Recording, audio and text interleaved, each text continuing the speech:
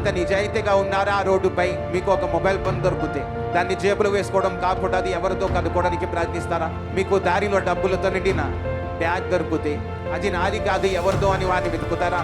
మేము ఒకసారి కొండలు తిరుగుతూ ఉండగా అక్కడ ఒక బ్రెంచ్ మీద ఎవరో ఒకరి ఐఫోన్ పడి ఉంది. నేను అది తీసుకున్నాను. అప్పుడే ఆ ఫోన్కి కాల్ వచ్చింది. అప్పుడు నేను హలో అన్నాను.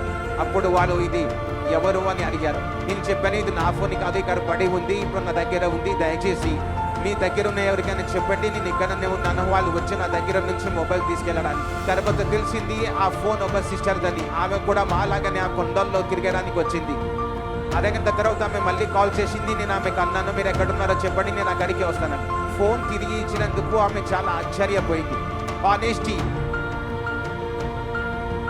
ఉన్నది ఉన్నట్టే చెప్పండి. మనం మన పిల్లలకు ఇదే నేర్పుతాం, నిజాయితీగా ఉండాలని. తప్పు చేసినా కూడా నిజం చెప్పాలి. తప్పును దాచడానికి అబద్ధం చెప్తే ఆ తప్పు కంటే 10 రెట్లు పెద్ద శిక్ష పడుతుంది. కాబట్టి అబద్ధం చెప్పకూడదు, మోరలీ కరప్ట్ అవ్వకూడదు. ఎందుకంటే దేవుడు అన్ని విషయాలను శ్రద్ధగా చూస్తూ ఉంటాడు.